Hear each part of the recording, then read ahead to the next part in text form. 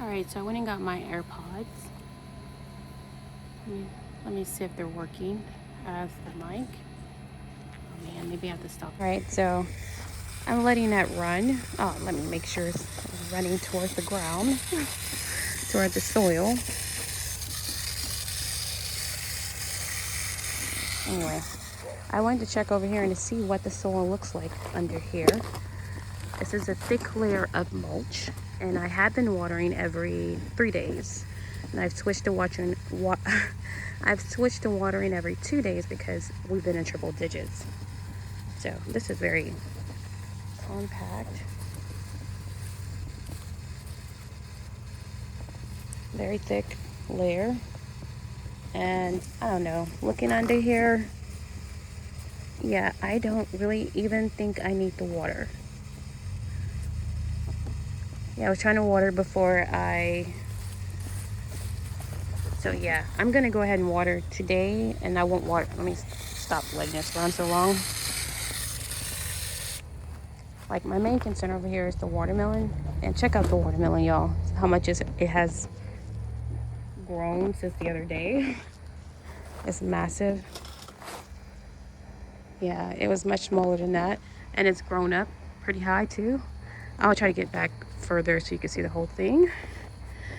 The tomato plants are also growing, and that's why another reason why I don't want to get rid of them yet. So I'm like, they're still growing, they still look good despite this scorching heat. I got even more little watermelons, and actually I wasn't seeing any ants. Oh wait, there's one. So the ants make me concerned about aphids.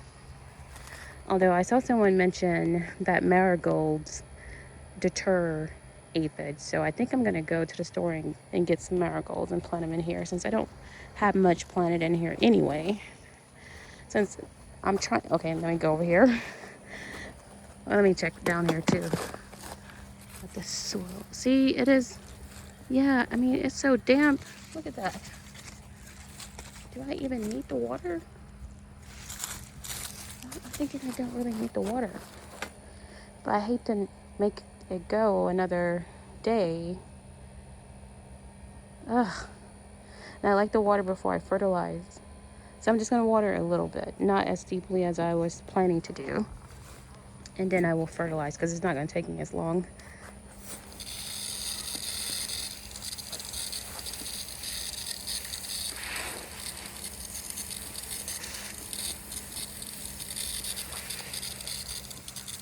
Definitely I want to get right by the plants just to make sure if, near the plants isn't drying out. Yeah, those chives aren't looking too good. Actually, I see kind of going to seed, at least one of them.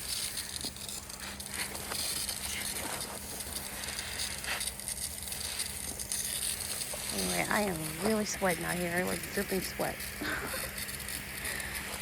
So make sure y'all stay hydrated.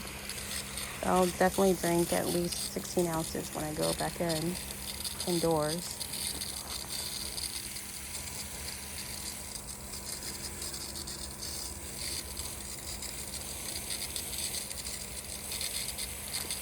Now, if the plants were like yellowing or looking like they were suffering from too much moisture, too much water, I wouldn't water them now.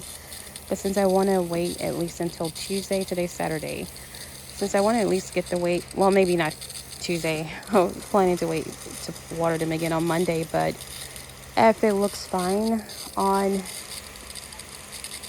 Monday, I may wait till Tuesday. I think I may switch to watering every 3 days like I had been doing, since it seems like it's still doing well, and that's probably at least partially due to the shade cloth.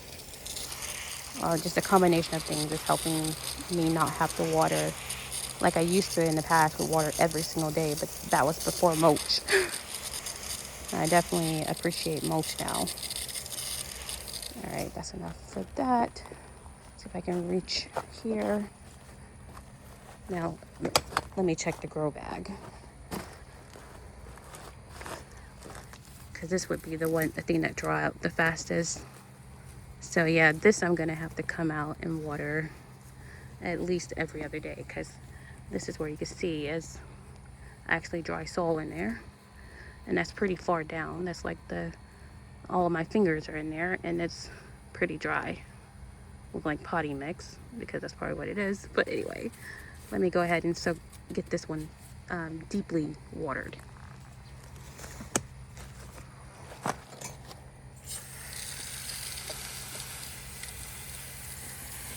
Now the grow bags, because they're fabric, they're gonna be losing moisture as the water starts to drip out the sides. Even when I'm watering it, you'll start seeing it drip out. But the bag can breathe, so that's why it loses moisture faster. So it needs to be watered more often. Got some tomatoes ready, and some still coming, and some flowers still looking decent. So yeah, I hate to give up on the tomatoes too soon, especially when I don't hardly have any. So I'm gonna keep them let them hang in here. And another idea I had was, instead of trying to do starts for the fall, I may cut off pieces of the plants that I have and plant them. I want to plant some of the larger tomatoes as well for the fall, but I need to go ahead and do that ASAP if I want to get any fruit this year before the frost, which will come sometime in November, around Thanksgiving. And when it comes in November, it will freeze. It may be one day, one night below freezing, and then we'll be back in the 80s or something. Our hard frost comes either in January or February. All right, I'm gonna leave this one alone. I'm gonna come back to it though. And because of my hose, I usually walk out and walk around. Let me stop this video because I don't want to edit too much. All right, I'm up here by the fig, and they are just a little bit bigger. So yeah, and there are some of different sizes. So there'll be some ready at different points so far as when it comes to harvesting. So that's good. Instead of having to, try and harvest them all at once and eat them all at once. Bird been up in here. I don't like them birds. They're ready to be jacking all my blueberries. Oh, yeah. Anyway, very excited about this. All right, so I do water the compost bin as well when I remember to do it. Really try to just do it at least once a week. And I have 3 compost bins. And I do want to use the soil in the fall instead of buying anything. I try to bury like food scraps in here every now and again for the worms, to feed the worms, and also keep it moist for that same reason.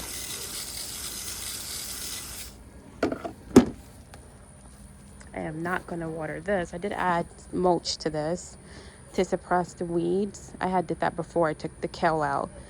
I went ahead and just covered that spot, and I'm going to only water this once a week probably, especially since I know the moisture is pretty well retained, but there's nothing growing in here, and anything that tries to grow I don't want, like this grass trying to come up from the side of this bag. This is a grow bag in here, and I used the grow bag to protect from the weeds growing up through the bottom, which it has helped.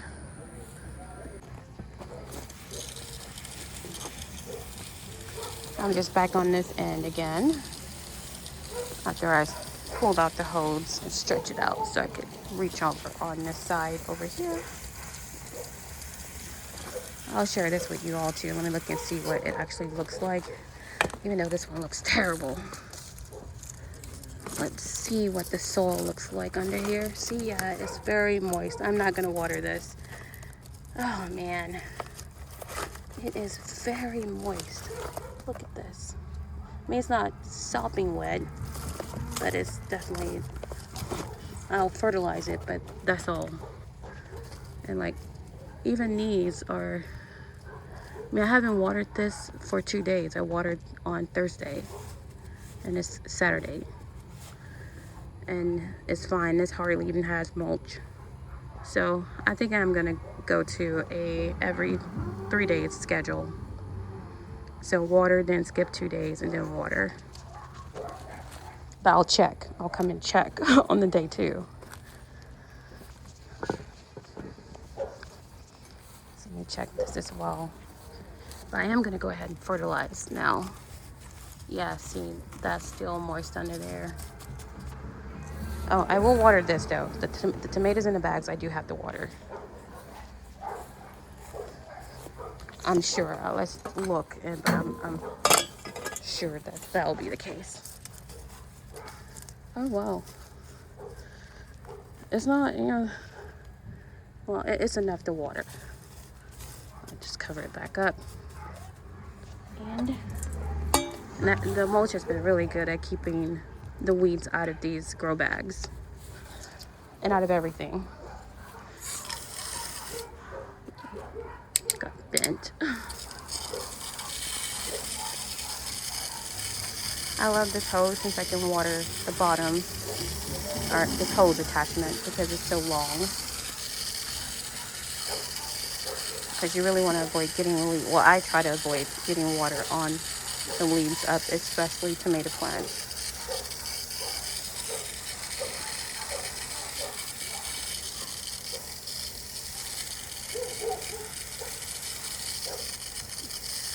One of the opossums knocked down the pot.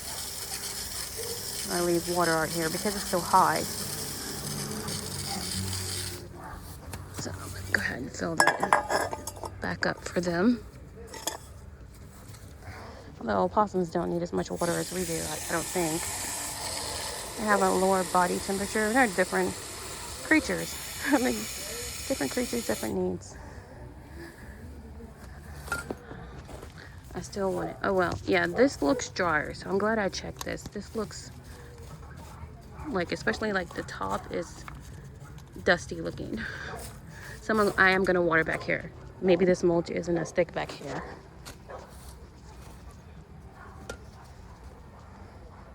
And that's my citronella plant. It always look like it's getting roasted.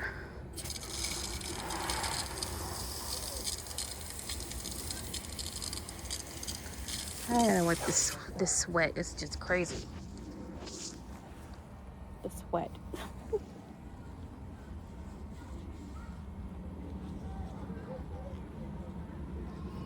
My eyes are probably inflamed from the sunscreen, although I use a children's sunscreen with the hope that it's more sensitive for the eyes. Anyway.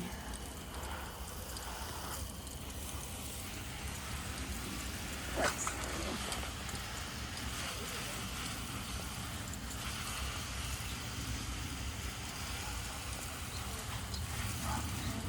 I don't know why this person is going up and down this alley on this motorcycle. What are you doing?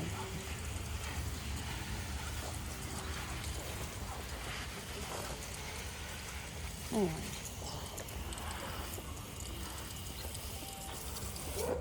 I'll check this container as well.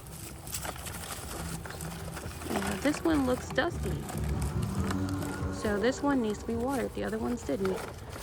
So you have to just check them all individually. No assumptions. Now this, since this was for blueberry, it has like coconut coir and peat moss in it, which is supposed to help with retaining moisture, but this one was dry. But I think I have a tendency to underwater these containers because I think because I think they need less because of the peat moss and coconut coir.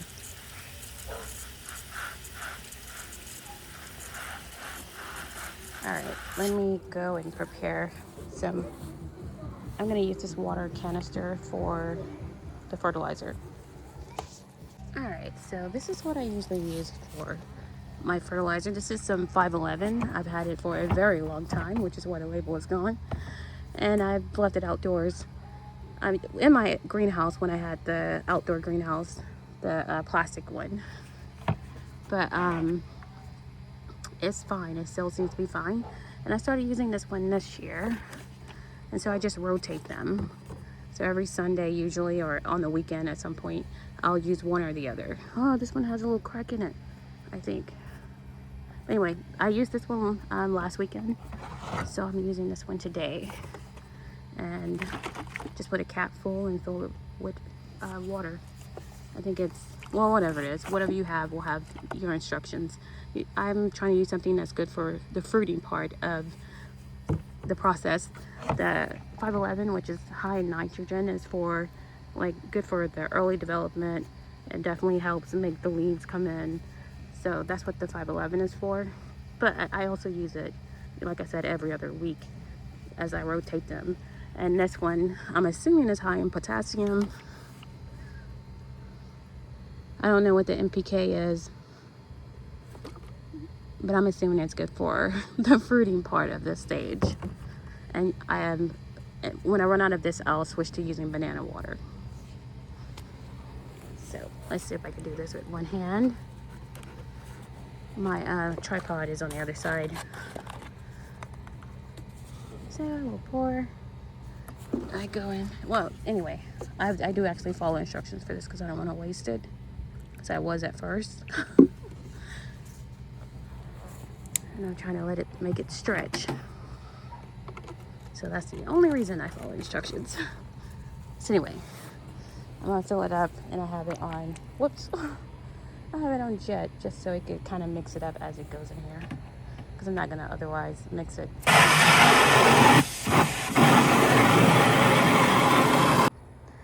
I only had to fill up the water canister maybe 5 times for the size of garden that I currently have, which is pretty small. Anyway, let me step back so y'all can see all of this over here. Better. You can see how much the watermelon has grown. And I'm also going to check under a few of the leaves to see if there are aphids instead of being worried about them. Like, look to see if there are some. But I do still want to add some marigolds if they're going to be a deterrent. Alright, so far so good.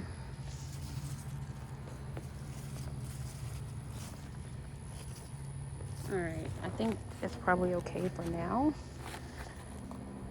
I was going to push these that are climbing or spilling over the edge back up in there, but I think since I put this weed barrier cloth down and I'm not having anything in the middle, I'm gonna sit down. But it should be fine. Oh man, it's a little wet. But anyway, I think it'll be fine. I did remove the rocks that were over in this section. I had help, but we got the rocks removed. It took maybe 2 days. There are still rocks down there because there were fire ants down there, and we were tired. and it was already getting hot, so that's just gonna have to wait until it's cooler some other time. And but yeah, that is it for today, y'all. I hope everyone's doing well. I hope everyone's garden is doing well, and I hope everyone is staying cool and hydrated in this heat. Stay safe. Here are some of the old emitters that I had hooked up. I will still need to use like garden stakes to put them in, but I mean, I'm ready. It'll be so easy because these are like the push-in kind. So it'll be easy to set this up. It's just a matter of doing it when it's not too hot. And so I'm trying to get past the triple digits, but maybe I'll do it one night because I'm not going to do it early in the morning. I'm not a morning person. But anyway, that is all for now. And I forgot to mention the morning glory again. The morning glory, which was here when I moved here apparently. I didn't notice until I started a garden. Anyway, it comes up, you know, all the places I tried to avoid having it. I'm just pulling it out at the root, hopefully. I definitely don't want it to try and grow in the beds, although it definitely has tried. I'm just really trying to stay on top of removing the morning glory. The worst place that it is over here in this corner. I don't have any food over here. It's kind of next to the shed, and it has flowers, so it's gonna have seeds. So I will pull this out. But I'm just waiting till I get to fixing all of this, which I will be working on after it's not in the triple digits. Anyway, I'm just sitting here looking at all of the watermelons on here. um, there are quite a few on here. So, yeah, and then no one's spilling. The ones that go up on this trellis, since it's that mesh material, you know, it's not super strong, but these melons aren't going to get very big, so I think they'll be fine. I mean, I will try and do something to support them. I have some bags made out of tulle that I can put them in to kind of protect them from birds and potentially opossums, although I don't know if I'll have problems with the opossums. I haven't had them eating any of my plants except for my blueberries, and they actually left those alone this year. The only thing that was eating my blueberries this year were the birds. Anyway, I am drenched in sweat. Don't let nobody ever tell you that gardening is an exercise. All right, y'all. Thanks for watching.